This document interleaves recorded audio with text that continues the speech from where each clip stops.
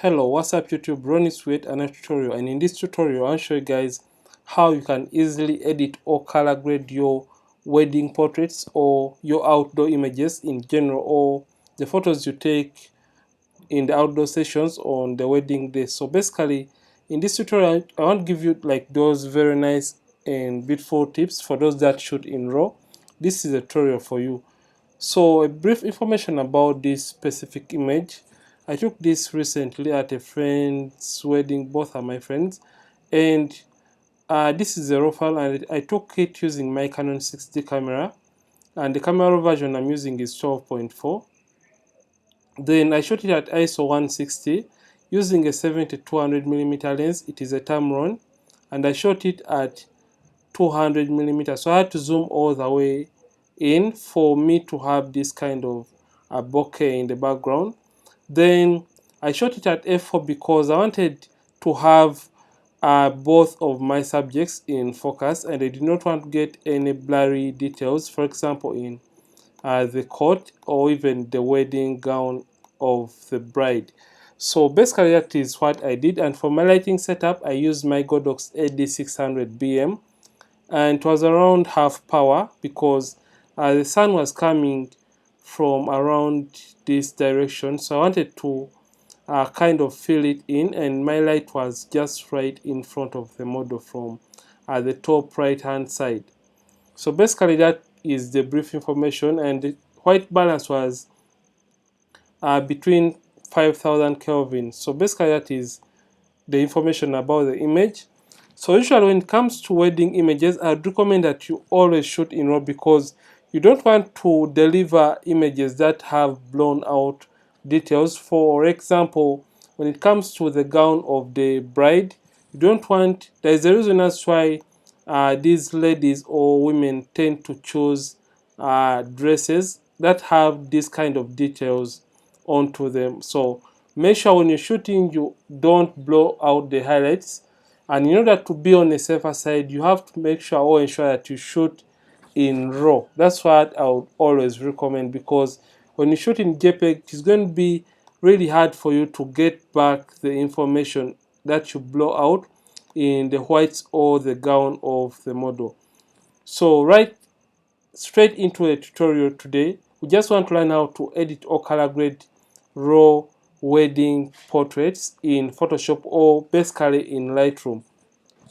So usually in order to get back the information, I come to my highlights and I take it all the way down, because when you push the highlight slider all the way up, it means that you're going to be blowing out the highlights, and when you take it down you'll be recovering the information in the highlights of the image. And let's see what that has contributed to this image. So you can see this is the before and after. Before, after. I hope you can see the difference, and now we have the detail back in the gown of our bride right now.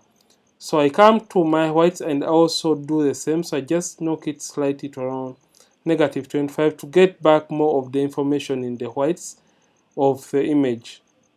So after doing that, I come and add contrast into the image, just like that, because I prefer my images to be a little bit contrasty.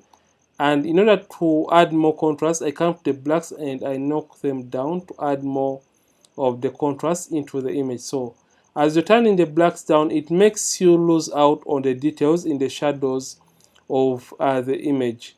And in order to get back the information that you have lost by darkening more of the information in the shadows, when we move the blacks down, we have to open up the shadows just like that, and you can see what that does.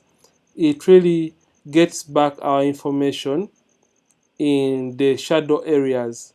So basically right now we have the image looking really nice. And another tip for you guys, before you can even start learning about any color grading process or technique, or watching any tutorial regarding color grading in Photoshop, or maybe on YouTube, or maybe anywhere on the internet, make sure that you have a screen or monitor that is well calibrated. By calibrated I mean a monitor that is going to be showing you guys the best and accurate colors regarding your color grading process. Remember, if at all your monitor is showing you false colors or inaccurate colors, it means you're going to be able to get the color grading wrong, and when you post your images, they're going to be looking weird from what you are looking on your computer screen or laptop screen, or maybe what you are looking at on your phone. So always make sure that you calibrate the screens, or you get a laptop that is going to show you accurate colors. For my case, I'm using a MacBook Pro. So for this case, after doing all the basic adjustments and I feel like that is right, I come and add clarity into the image. So what this does, it adds a little bit of sharpening in the image, a tiny bit of it. Then since I want to get rid of the reds in the skin tone area, I come to the tint, and remember the opposite of reds or the magenta is green. So just come and push this towards the green side. So when you take this down, you can see it gets rid of the magentas in the image, and when you take it all the way up, it gets rid of the greens in the image. So we just want to reset this and now get a little bit towards the green side to eliminate the greens into the skin tone of the models, or our bride and groom in this case. So after doing that, we are now done doing the basic corrections or the basic adjustments onto this image. So the next thing is going to be coloring or color grading this image. So in order to color this image, we're just going to go down to the color mixer option in Camera Raw or maybe in Lightroom. So whichever case or whichever tool you're trying to use to do the color grading, you have to come all the way down and you look for HSL panel or the color mixer option. So you can say this is my color mixer slider or panel. And usually when it comes to editing images or outdoor, I'm not a fan of this natural green color. So it depends on your taste and preference as a person doing the color grading or processing the raw files. So usually I don't prefer the natural green color. So I'm just going to come to my greens, and I'm going to play around with the green color. So in order to do this, I'm just going to come to the hue option. I'm going to hue the greens towards my yellows. I'm just going to take it towards my yellows, just a little bit. I think that looks fine. Then I'm going to push my yellows towards my greens. You can see this.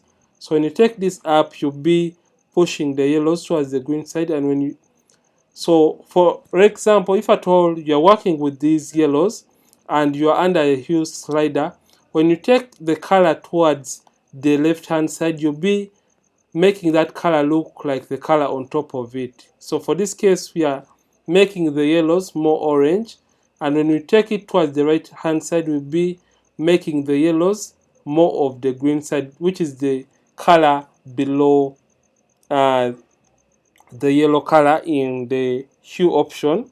So for this case, I'm just going to move this up to around, let me just go with around 48, and that looks really nice and beautiful. And after doing that, I'm just going to come to where it says saturation, and I'm just going to reduce on the saturation of these colors right here.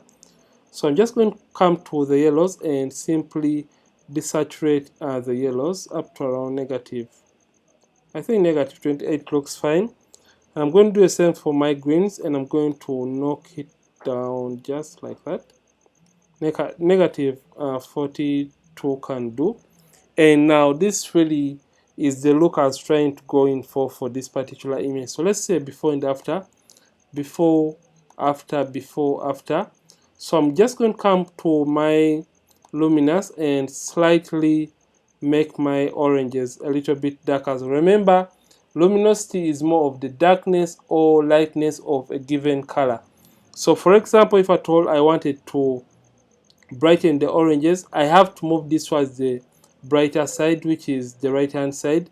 And if at all I want to make the oranges darker, I'm just going to move it towards the darker side or the left hand side. So just going to do a little bit of that. So -6 is fine. So this is the before and after, before, after. I hope you can see how nice and beautiful the image has turned out to look right now.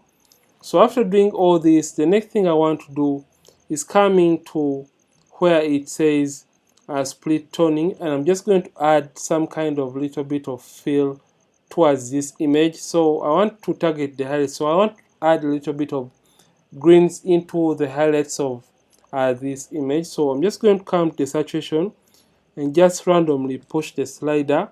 So for this case, we just want to see the intensity of the color that we want to add into the highlights. So after doing that, I'm just going to come to the hues and move the hue slider up to a point when I feel like I have the color that is right for me. So like I said, I just wanted to add a little bit of greens or cyans into the highlights. So I think that 122 is fine, but this is really too much. I'm just going to come to the saturation and just reduce on the saturation of that color that I added into the highlight. So I think at around 6 we are good to go. So let's see the before and after for the color grading. So this is the before and this is the after. Before after, I hope you can see how nice and beautiful the image has turned out to look. So basically this is how to edit or color grade your outdoor raw images in Photoshop. And if at all you have loved this tutorial, don't forget to like this video and don't forget to subscribe this channel if at all you have been watching from this channel for the very first time. Ronix from Ronix Photography. Thank you for watching. I'll see you in yet more amazing tutorials, and don't forget to keep practicing and keep creating.